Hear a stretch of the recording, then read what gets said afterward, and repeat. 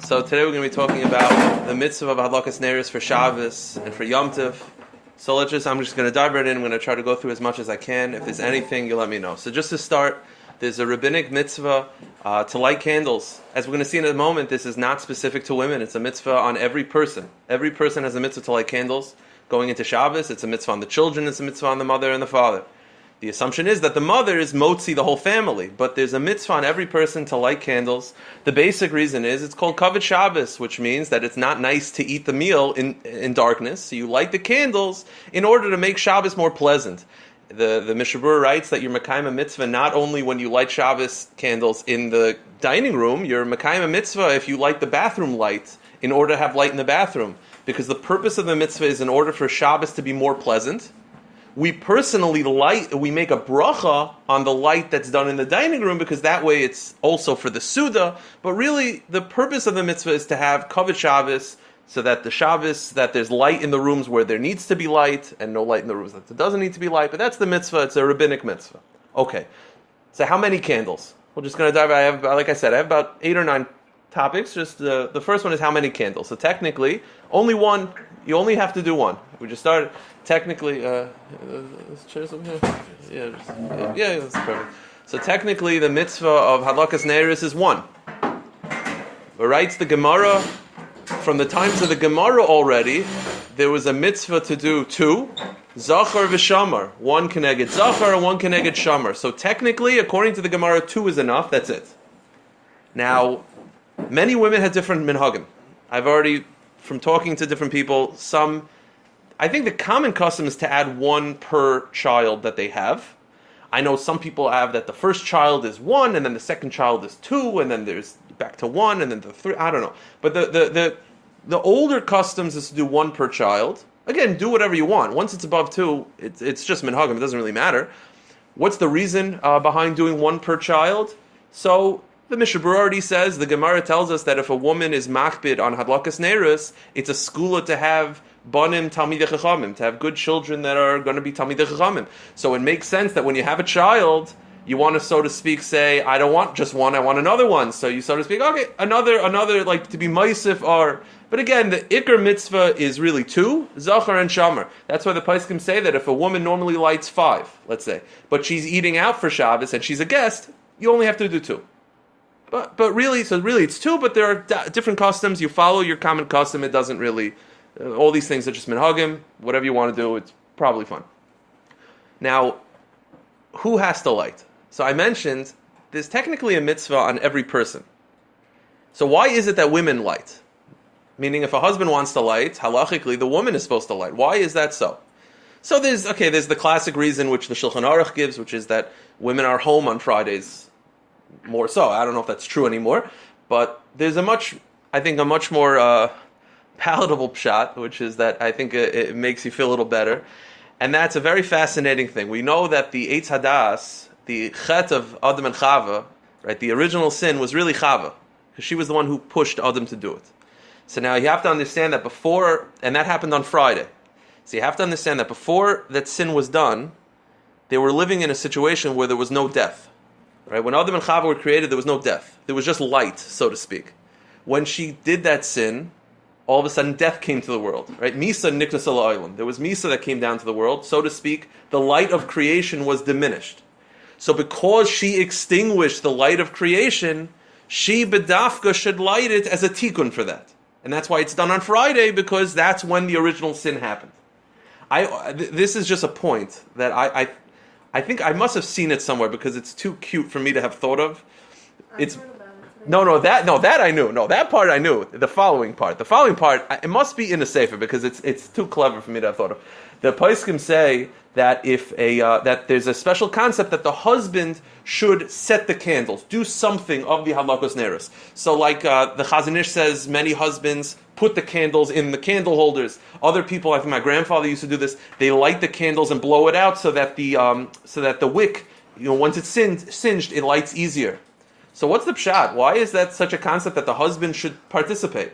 So you'll say, okay, well, because the wife is being motzi the husband, so he should partake in it. But that's very strange. We don't find that The husband is motzi everyone by kiddush. There's no sefer that says that the children should bring the kiddush cup to the table. Like, what's the pshat that the husband should participate in somewhat? So it could be the reason why she lights is to fix the sin of bringing death to the world by the original sin. But if you go through history, there was one other time where there was no death in the world. Right? Before Adam and Chava sinned, there was no death in the world. Chava, her fault. Fine, women's fault. But there was a second time where there was death brought to the world, and that's when we got Matan Torah, when we got the Torah at Har Sinai, the world was reversed to a situation of Adam and Chava before the sin. There was no death at that point. Says the Gemara in Avodah Zarah and Davav, the reason why death was brought back to the world is because of the Chet of the Egel. Now, the Chet of the Egel was man's fault. The women did not want to participate in that. So I feel like maybe that has to do with that. They brought death into the world the first time, so they light the candles. We brought death into the world the second time, so we set the candles up. I don't know, to me it sounds too cute for me to have thought of. I'm sure I saw it in a sefer, I couldn't find it, but I'm sure it's there. So that's the pshat why we set up the candles. Just as a side point, the reason why women light is, again, to fix the chet of the Eitz Hadas. There's two other things in Hilchos Shabbos that have to do with fixing the Eitz Hadas. Just as a side point, it's very interesting. The Shulchan Aruch brings down in the beginning of Hilchos Shabbos that there's a common custom that if women can do this, it's a nice thing. Obviously, if you can't, don't push yourself. But if you could, instead of going to a bakery, if women can bake challah on Fridays, it's a nice thing to do. L'kavod Shabbos. Why? It writes the Ramah, that way they could separate challah. And it's a nice thing to separate challah on Fridays. It's better than going to the bakery. The Biur Halacha even was very upset about the fact that women started going to bakeries. They should bake 5 pounds of challah and separate challah. Again, if they can, depending on the situation. Why on a Friday? Why not on like a Wednesday? So what's the pshat? So writes the Mishabura, I'll tell you why. Again, Chava, by creating the sin, changed the whole world. So he says like this. What's challah? Challah is you have dough that you want to eat. So what do? You separate the best part of the challah, the first piece of the challah, before you eat it, you give it to Hashem. You give it to a kohen, okay? Now we don't give it to a kohen, but you separate it for Hashem. Adam, the Zohar writes, was the challah of creation, because he was the first special thing. By Chava sinning, she ruined the challah of creation. So as a tikkun for that, every Friday on that same day where the sin happened, women separate challah in order to elevate and sort of rectify the challah of creation. Okay. There's one more thing, which is interesting. It's the opposite, which women don't do because of the Eitz Hadas on Shabbos. And that's, we once had this, I'm sure my father remembers, there was a, again, if there's any question, let me know. But till now, I think it's pretty straightforward. We once had this on a Shabbos table where there was a younger Sephardi woman who my father was giving out grape juice, and she said she doesn't want to drink the grape juice because she doesn't want to get a beard. So, okay, I was a little bit taken aback. I'm not 100% sure what that means. She said, my grandmother told me if I drink the grape juice, I'll get a beard. So I remember there were doctors at the table. And I was like, the doctors, there's no correlation. I even asked the doctor, I said, please tell her there's no way she'll get a beard from drinking grape juice. She responded to the doctor, it's my face, and I'm not going to take the risk. But, so what's the pshat? Where's that coming from? First of all, it's nothing. It's made up. But how did something even made up come to be? So, there's an Indian to drink the grape juice. It's koshel bracha, of course. It has to do with the fact that there's a minig for the last about 1,000 years at least for women not to drink Havdalah, not to drink the wine of Havdalah. So I believe the way to stop women from drinking Havdalah is the grandmother just told her you'll get a beard and that was enough. So what's the pshat? Why do women not drink Havdalah? So writes the Shlach HaKadosh, it's brought down by the Mishabura, according to the Vilna Gaon, the Eitz Hadas was wine. It was grapes that were crushed into wine. It was wine. So writes the Shla. The only reason why there's a weekday, right? The only reason why there's back to Chol and there's the lowering of Kedusha from Shabbos to weekday, there's Havdalah, is because of Chava's sin, which was through wine. Therefore, writes the Shla, as a punishment, women don't get to drink the Havdalah. Which is interesting. It's the opposite. You think that women would want to elevate, but this is the one thing that women don't drink. Again, it has to do with the sin of Eitz Hadas. Okay, just a couple things have to do with Eitz Hadas. I don't know the connection between them, but I just thought that was an interesting thing. Okay, going back. So that's the pshat why women light the candles. Okay. Just as a side point, by the way, Chabad women light candles. One of the institutions of this past Rebbe was that Chabad single girls light candles also. That was one of his big things, that single girls should also light candles. But just as a side point, interestingly enough, he decided that single girls should only light one candle. What was the pshat? So the pshat was, it's a sensitivity on the Rebbe's part. he felt that candles is obviously one of the things that married women do. And they get 2 candles and they light it, and it's obviously very important to them. So if all of a sudden the Rebbe start instituting that every single girl would light 2 candles, so you'll have a woman who's married and you have a little 5-year-old girl also lighting, it sort of might take away, so to speak. So the Rebbe decided 1 candle to sort of show chashivas. Now there are 2 major areas that are distinctions between Sfardim and Ashkenazim.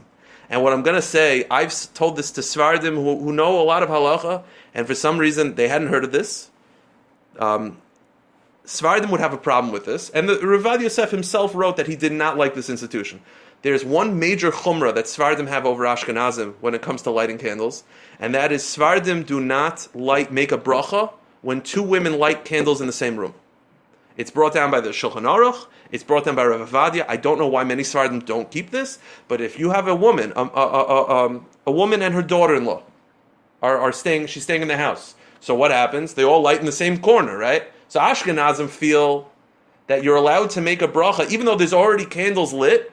So there's already 5 candles lit. So another woman comes, adds 2 candles. So you'll argue, what is the 2 candles really doing if there's already 5? So it's called Tosefes Ar. Okay, it still adds something. Ashkenazim feel that you can make a bracha on Tosefes Ar. Sfardim feel that you cannot. So the concept of having every daughter lighting with a bracha next to their mothers is not appropriate according to Sfardim. But that just as a side point, I think it's very important for Sfardim to know. I don't know why people don't keep this. If they're lighting, later on, one of the major shilas that I get asked a lot is, if you're eating in one place and sleeping in another, where should you light? So we'll get to that in a minute. But if you're Sfardi, you can't light where you're eating, because you're going to have 2 women lighting in the same dining room. And they do not do that. So that just as a side point, again, I don't know why Sfardim don't keep this a lot of times. I've known Sfardim that do make, that they say, my mother lights with a bracha and her daughter-in-law lights with a bracha. It's not appropriate according to Sfardim, and it's something that definitely should not be done. Again, you ask a shayla, but Rav Yosef, I checked it right before I came here, Rav Yosef clearly states it's a problem for Sfardim. Okay, let's go moving right along. One more thing. This is an interesting opinion of Rav Sheinberg. So you learn these halachas, and there's a pretty big problem that I've noticed that, again, some single guys and girls are good with, sometimes not. The halacha really is that every house has to have candles. So therefore, if you're a single guy living in your own apartment, you have to light candles. It's not like, well, a woman light candles. No, single guys also have to. There has to be candles lit. If you don't have a wife or a mother lighting, then the single guy should light. A lot of times single guys don't do that. I don't know why, it's not appropriate, but I will mention one opinion of Rav Sheinberg. The Rav Sheinberg maybe gave like a little bit of a heter, a little bit of a pesach as to. By the way, if you want to turn on the air conditioner, should we? You want to turn on the air conditioner? If you guys want, do you mind if we turn on that air conditioner over there? I put on all air conditioners. Air conditioning is God's gift. Okay, it's gonna get too close. Dad, give me no. Dad, give me a clicker. Give me a clicker. Give me a clicker. No. Give me a clicker. Dad, give me the clicker. I'm not. No. Keep it on. I'm gonna keep it because it's gonna be freezing. So Rav Sheinberg said a very interesting heter. We know that every single Shabbos, right, the wife lights, the husband doesn't light, the children don't light, so what's the pshat? How does that work? The wife is being motzi her family. Even if she's not thinking about it consciously, it's subconscious, the wife is motzi the family.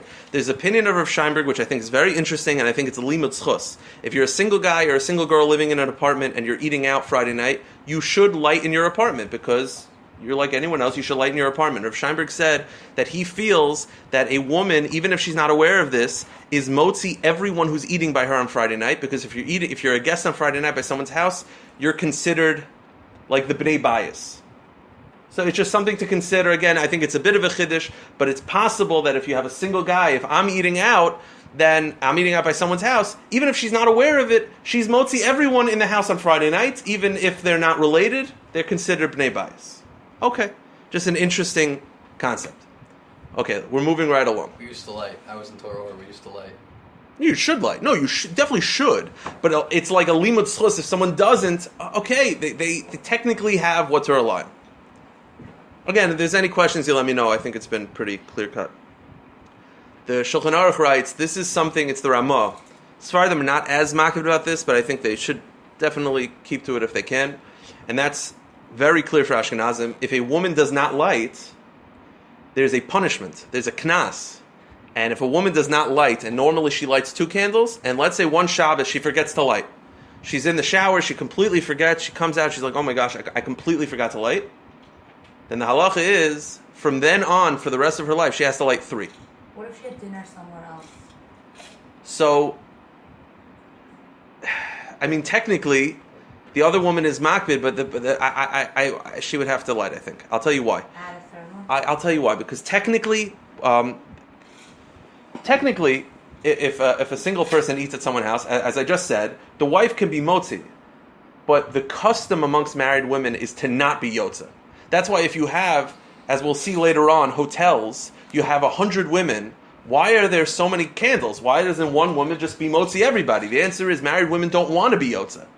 So the problem is, if a married woman doesn't want to be yotza, so one can argue she was not yotza, even if she wasn't aware of it, and if she's not yotza and she didn't light, we should punish her by having an extra candle. Again, that's one can argue, you have to ask a Rav. Now, this is a very important caveat to that. The Mishabura writes that if a woman didn't light, but not because of an accident, it was an ones, as they say, meaning she's sick in the hospital, or she's sick in bed, she's not feeling well, she's stuck on the road, she does not have to add another candle. Not every woman has to add another candle. You only have to add another candle as a punishment because you did not. It's a knas. You did not do your job. You completely forgot about the clock. For the rest of your life, you have to add another candle. But if you have a woman who didn't light because of an ones, it was against her will. There's no reason to punish such a person. So therefore, if she doesn't light because of an ones, we do not punish her, and she does not have to add another candle. Now, here's where you have to ask a Rav. The problem is, there are extra chairs like right behind. Sorry. Here's where you have to ask a Rav. You have to ask a Rav the following. A lot of times it's very hard to ascertain whether someone forgot because of a shogeg or because of an ones. A lot of times it's very hard. Let's say you have a woman who took a nap 5 o'clock when Shabbos is 6:30. And she oversleeps, misses candlelight. So is that in ones because she was sleeping? Or do we say, you know what, maybe you shouldn't have taken a nap without setting an alarm?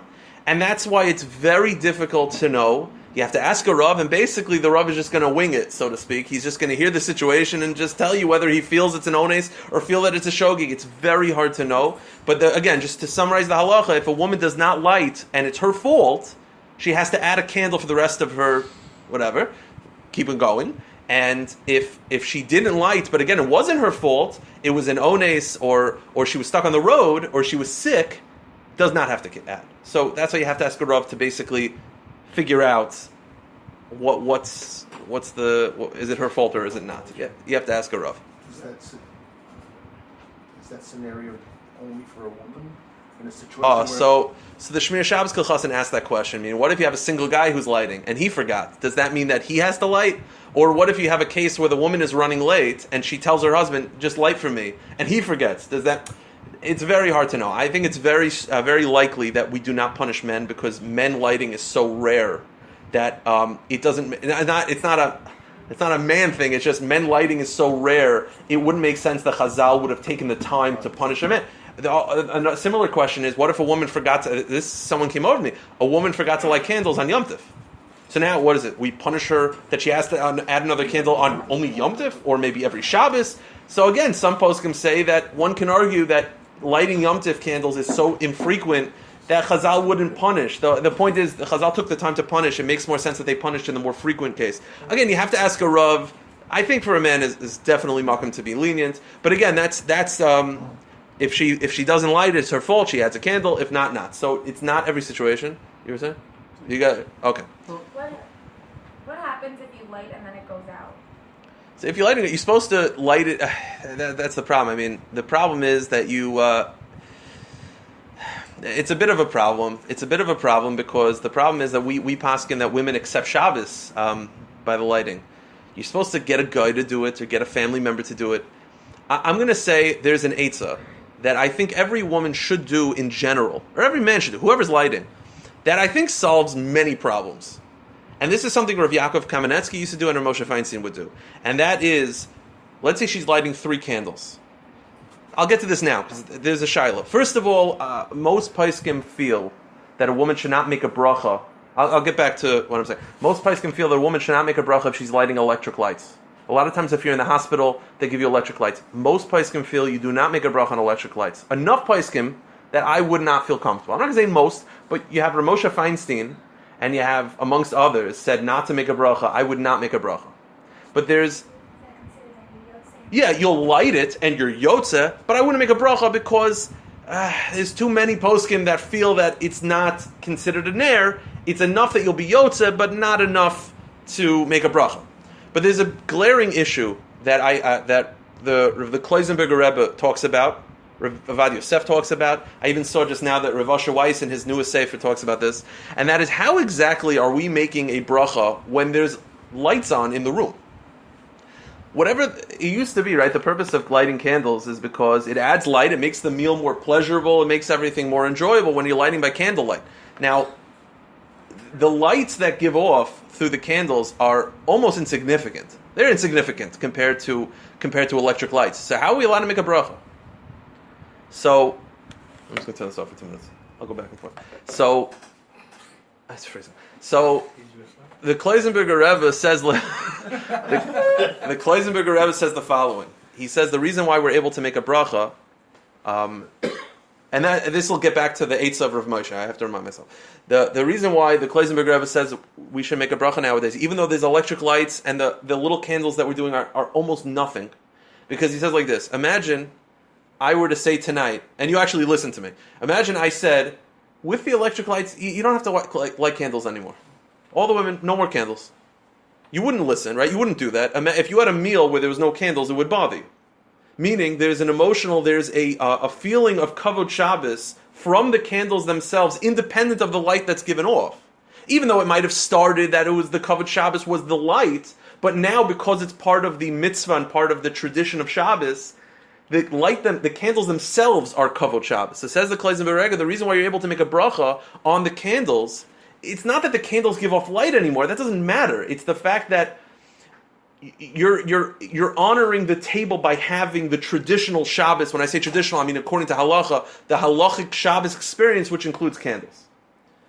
But that's why we make bracha nowadays. I'm not going to question it. Chas v'shalom. It's the right thing to do. Even with electric lights, it's fine.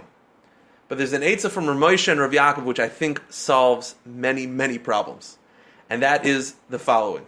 When a woman is lighting candles, let's say she's lighting 3 candles, she turns off the electric lights and turns them on, having in mind that the lights on the electric lights are part of the Shabbos candles, then lights the candles and then makes a bracha. Meaning, what you're doing is you're taking the electric lights and you're making them part of the Shabbos candles. So instead of 3 candles, you light 3 candles and the lights.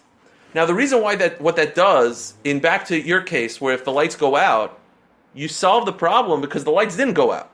Because as long as you have the electric lights on, some of the Shabbos candles are still in existence. It solves many problems. I'm going to get to another problem that it says it solves a lot of problems. It's something that Rav Moshe and Rav Yaakov, that was the male participation. I mentioned before that the men should participate in the Shabbos candles somehow. So some people put the candles in the holders, some men light the candles and blow it out so that the wick is singed. Rav Moshe and Rav Yaakov, they would be the ones to turn on the lights.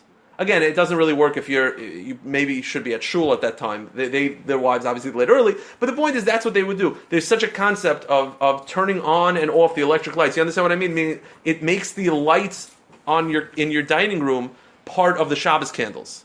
And it's a very smart thing to do, because that way you don't have your problem of the lights going out, because unless the fuse blows, the lights are not going to go out.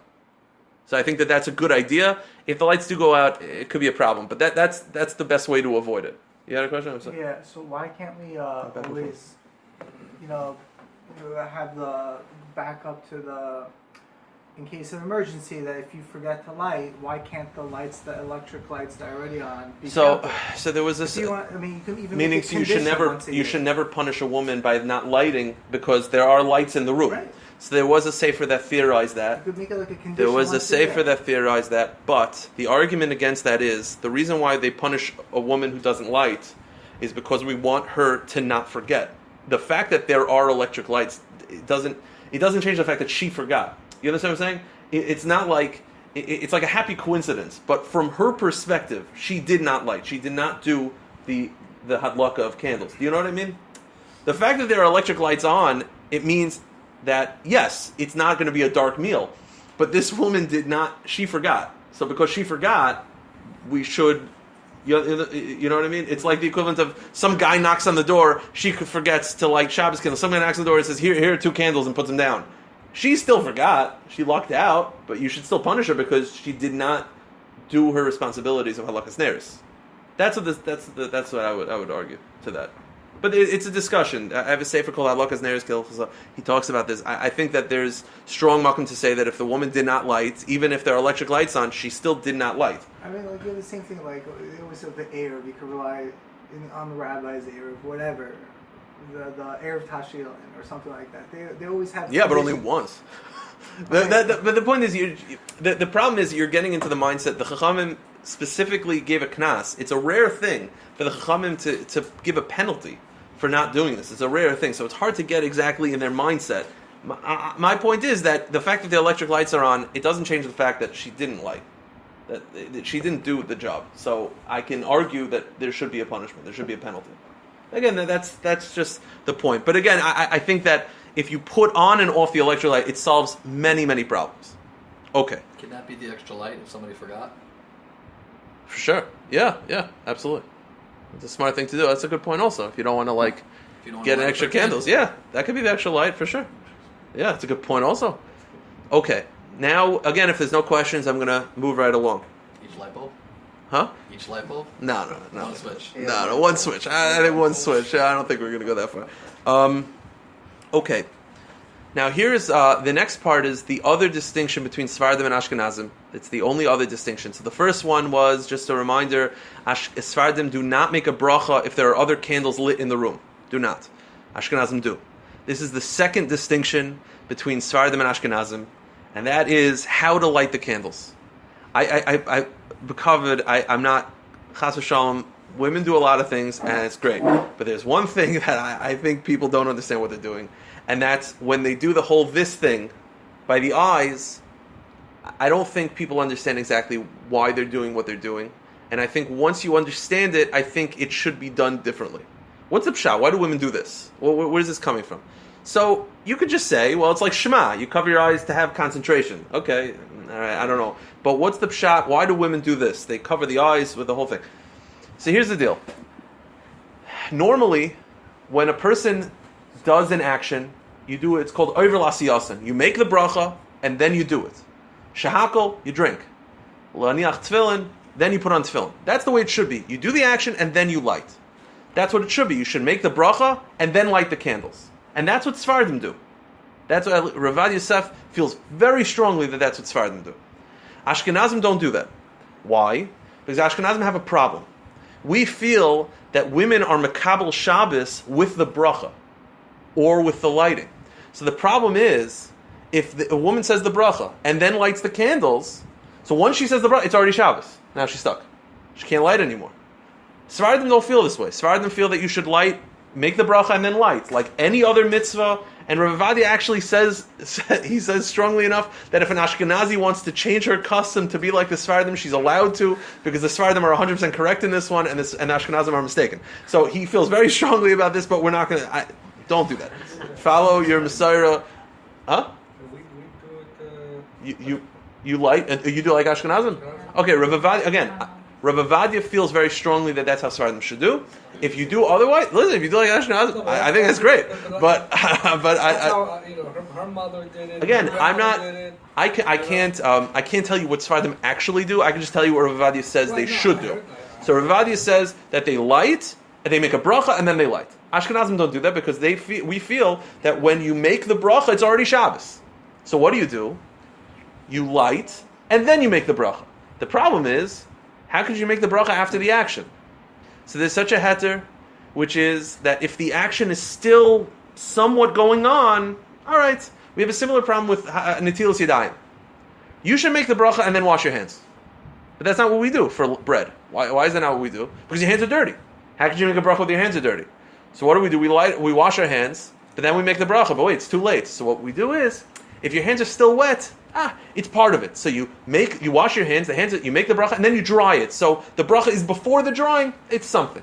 So what is the bracha before? By the candles. So says the Ramah, you light the candles, don't get hana from the candles. Close your eyes, don't look at the candles. Make the bracha and then look at the candles. So the bracha is before the hana, the pleasure of looking at the candles. So the reason why they close their eyes, it's not to bring the light close, it's the opposite, it's to push the light away. So you light, close your eyes, don't look at them, make the bracha, and then open them. That's the pshat. I don't know if I'm being clear, but that's how Ashkenazim do it. I don't believe it's bringing close. It's not. I don't think there's a thing of that. I think it's the opposite.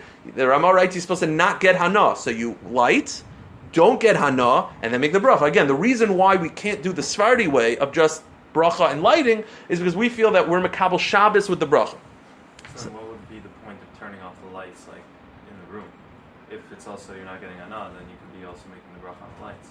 Meaning that you're saying that you can't not get hana from the lights above the room? Meaning you said that there's a reason to turn off the lights so that way it's not combining with the light of the candle. So if you're closing your eyes anyway... No, you turn it off and then you turn it on for the sake of Shabbos so that the electric lights are part of the Shabbos candles. Yeah, you're right. It would cause a little bit of problem to not get too much hana. Okay, I don't know. It doesn't solve everything. It solves some things. But that's you're right. But the point is that's what Ashkenazim do. We close our eyes to not enjoy the candles. You make the bracha and then you enjoy it. So then the bracha is before the enjoyment. Now, there's 2 points to this. And that is, I remember when I was in 9th grade, my father was away for Shabbos, my family was away for Shabbos, it was just me and a couple friends, so I had to light. I didn't know what I was doing. I did exactly like my mother did. I lit the candles, did the thing with the eyes, made the bracha, and then I found out afterwards, I probably shouldn't have done that. Why? The reason why we can't do it the normal way is because women are makabel Shabbos with the lighting. Men are not makabel Shabbos with lighting. Even if a man lights the candles, men are makabel Shabbos later on in shul. That's clear. So therefore, he's not makabel Shabbos with the bracha anyway. So a man should light candles the normal way. Similarly, women on Yom Tif should light candles like the Sephardim. Meaning Ashkenazim on Yom Tif should light candles by making a bracha and then lighting. Why? Because what's the problem? When I make the bracha, it's already Yom Tif. You could light candles on Yom Tif. Yom Tif is the one time a year you could light candles. The issue on Yom Tif is you can't extinguish and you can't create a fire. You could take a fire and light candles on Yom Tif. So therefore, even if you're makabel Shabbos with the bracha on Yom Tif, it doesn't affect anything. You could still do it. So therefore, men and Yom Tif, women, should light candles like the Sephardim, which is bracha and then light. Everyone good with that? Yeah, but what about Shabbos with Yom Tov? No, so Shabbos and Yom Tif. Keep Shabbos and Yom Tif. That's why, by the way, the Magen Avram, just to make the point, Magen Avram felt that even on Yom Tif, Ashkenazim should light the way they do normally, as to not confuse everybody. But the accepted psak, I believe the Mishnah Berurah says, is you could try to. It's not too confusing, which is Shabbos you do one way, but Yom Tif a different way. But you're right, Shabbos Yom Tif, don't do it. I don't know if I'm being clear, but I'm trying to be clear. Okay, the last topic I'd like to talk about, and then we'll stop. Actually, if everyone stays, we might have a minute. Okay, the last topic that I like to talk about is where to light when you're eating in one place and sleeping in the other. So to be honest with you, the Pais can really say either one is fine. But Ramosha felt it's better to light, each one has a maila and a chisara.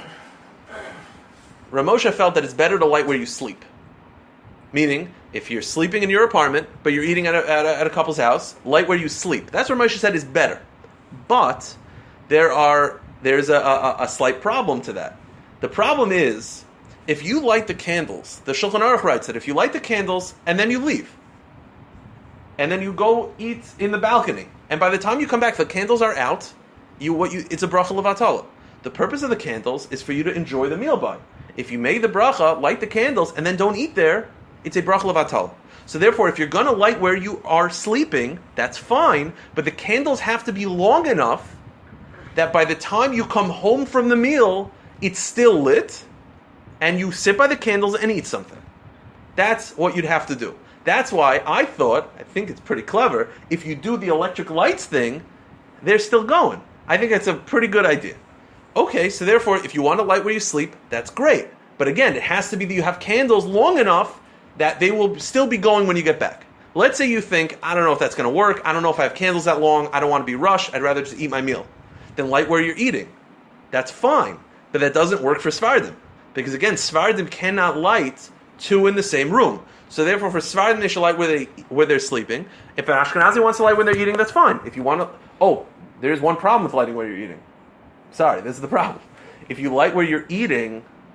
No, that's good. If you light where you're sleeping, there's one problem. What's the problem with lighting where you're sleeping? Also, in addition to having the candles too long, you're Mekabel Shabbos with the lighting. So you can't drive to where you're eating. A lot of times women will, anyone, will want to light at their house, but if they're eating all the way across the neighborhood, they'll just, I'll get in the car and I'll drive. You can't do that because you're Mekabel Shabbos with the candles, so that's off the board. Again, it's better to light where you sleep. Yeah, but in the case of a mitzvah, in a case of extenuating circumstance, a woman could still drive after she lit, but going to someone's house is not enough. So, say I'm not accepting Shabbat. Again, we paskin that a person can only do that for extreme circumstances. Case of a mitzvah. So this would not be a mitzvah. I'll tell you, my father remembers this. We used to stay in a hotel and then in Israel at the plaza, and then we would light there and then go to the kotel. So Rav Shlomo Zalman held a woman is not allowed to light with the stipulation I want to go to the kotel, because he said going to the kotel for a woman is not a mitzvah. They don't have to. So awesome. The Tzitz Eliezer happens to be chaylik. The Tzitz Eliezer happens to say it's okay. So we felt like Rav Shlomo Zalman, so we would walk. That's why we missed mincha every time. By the time we got there, it was already Shabbos over. But the point is, the point is for a woman to light and then stipulate, I'm not Mekabel Shabbos, I want to drive. We only do that on case of a real mitzvah, and eating by someone's house on Friday night, I don't believe is enough. So you have to. So therefore, light where you're eating is fine if you're Ashkenazi, huh? What would be enough? The Shulchan Aruch, the Mishnah Berurah writes talking about going to a chasana. That might be enough. They used to have chasanas like right onto Shabbos. This is the Lubavitcher Rebbe got married. Right, it's an old minhag of many Rebbes to get married right before Shabbos. The reason why is because they used to invite all the poor people of the community to the weddings. So the cheshbon was, if you get married right before Shabbos, you got your Friday night meal and your wedding, you help everybody out. But it's very rare to find a reason to drive in the car. I got to tell you, it's not something that we should do. So therefore, you light where you're sleeping, and that's fine, but then it's Shabbos, and you have to have candles that are lit long enough, or you turn on the lights. I'll end off with this, if there's any more, unless there's any questions. This is something that is a big problem, and I saw if Simcha Bunim Cohen says it's a problem. There's no eitzah. What a lot of people do at hotels for events is a big problem halachically. The lighting has to be done either where you sleep or where you eat. If it's in a side room, it's a bracha levatala. There's no way to get out of it. If you're lighting in the side room like they do, they can't set up in the dining room because We did it many times. There were some people who took 2 candles and brought it to the dining room, but we did it because you don't have a choice. You set up this giant table in this hallway, and everyone lights there, and it's a bracha levatala because they're not sleeping and you're not eating. Now the reason why they do that is because you can't really set up in the dining room because it's too tight. You can't light in the bedroom because they won't allow it. So what I would do back then is I would turn on and off the electric lights in my room, have in mind no bracha, have in mind it's Shabbos for the Shabbos candles. I'm yotza, but it's a big problem. And they turned it off. Huh? No. Meaning turned off and on the bathroom or the lamp. Would you then light downstairs? Well, my mother, I'm not lighting, but Would you I would no. I'd rather not light. Because it's not yotza. I will tell you what Rabbi Bergman did. I don't know if he wants this. I don't know if he meant this to be publicized. I probably should have asked him. But I will say this. I was with Rabbi Bergman when this happened, and his wife lit like everyone else in that side room. I'm sitting eating the meal with him, and he says, excuse me. He takes his chicken and his kugel, and he takes the plate outside for about 10 minutes. And he comes back. So I said, well, where'd you... He said he wanted to eat by the candles. So what he did was, that's a smart... Okay, that's something. He turned that candles... Technically, if you're there for Shabbos and you're using the candles and you're getting hana, that should be enough. The Mishnah Berurah does add that you should eat there. So maybe just take some grapes, say something to get some hana from the candles. But if you just light there and leave, it's pretty clear cut. It's a bracha levatala. I saw Rav Simcha Bunim Cohen. He addresses this and he says he has no idea why people do this. It's better. I'm sorry. Yeah. How can you get hana? Because I go to a lot of places where the candles aren't where I eat. So I light and I eat in a different room. So then, first of all, I would either take some food there, or not light there. Just turn on the electric lights in your room. Right where I'm sleeping, but I wouldn't be coming home in time to see them lit. You don't come back. Yeah. And what? You don't come back in time to see them lit. You light in your room, you don't come back in time to see them lit. You don't come back in time. No, but if you put on electric lights, that's my point. If you put on electric lights, like the bathroom or a lamp, So you don't accept Shabbos yet? You could drive somewhere after you turn on an electric light? you get the husband to do it. Get the husband to do it. If the But I husband, could this is the make a tricky bracha? part, huh? But could I make a bracha? No, I wouldn't make a bracha. I wouldn't. I wouldn't. There's too many paiskim, especially nowadays with everything fluorescent. You can't make a bracha anyway. I wouldn't make a bracha. But just light without Just a light, so you get the mitzvah covered, but no bracha. But that's the problem. It's a problem unless you eat there. Unless you bring. That's why there were always a couple people that like went rogue and took two tea lights and put it like in the dining room But because if I bring the food to the other room, it's okay. I think it's probably it's probably okay. I mean, I don't know if it's great, but it's something. Yeah, it's probably the best option. If you're gonna light, that's definitely what you should do. Again, I don't know if you should light, but if you're gonna, It's just like one spoonful of food. yeah, just to use the candles to get I know like anything else. It doesn't have to be 20 minutes. Just to eat by it. That's the Mishnah Berurah says. Eat by it, you can read by it. It's better to eat by it. Reading is also b'diavad. Yeah, you have if it's fine, but it's better to eat by it if you could. That's also the scenario when you're coming back home. Yeah. You should when you come back home. If you're eating in one place and sleeping in another, and you light where you sleep, you should come back. The Mishnah Berurah adds. The Berheitav says get hana by the candles. The Mishnah Berurah adds hana kisha oichel. Meaning the Mishnah Berurah adds something. So eat something. Take a little rugelach. What if you light your candles, stay up a little while? Yeah, but the problem is they'd have to do it on Shabbos.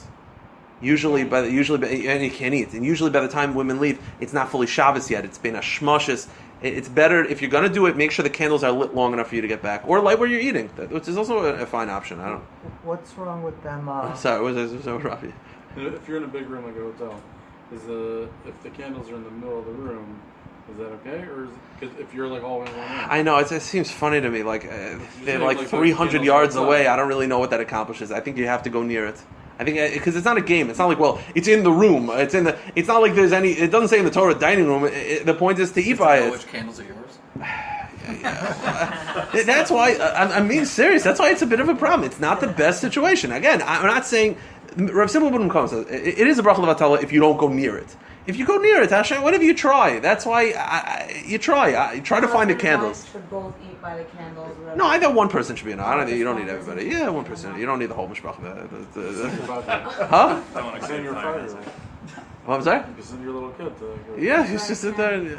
You were saying? What's the problem with benefiting from the candles right away? Because the problem is the purpose of the mitzvah is to benefit on Shabbos. Right, so when you light, it's not Shabbos yet. It's Shabbos for you, but it's not real Shabbos. So that's the problem. It has to be after tseis. Meaning, also, you have to make kiddush. That's also part of it. First of all, but even let's say you're not eating, you're just reading.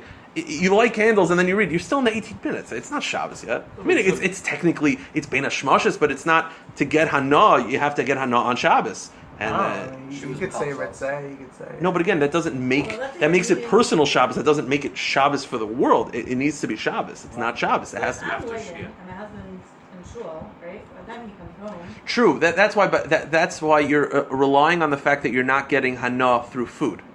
It's something. It's something. Again, I would add that if you're going to do that, read by it. Again, not too close, obviously, because then you have other issues. But near it, But the historical concept is to eat by it. That does help. But if you're not going to do it, that's also fine. What's the deal with some people when they're making kiddush? They look at the candles. That's just a kind of the Mishnah Berurah says to mistakel by the. I think Alpi Kabbalah is in Indian to mistakel by the Neiros, but I don't know because also the whole point. That's the whole point. Because the point of the candles is to give oneg Shabbos by the meal. So when you're making kiddush, you look at them to start connect the two. Okay, we'll stop here. If there's no other questions, and if you make early Shabbos.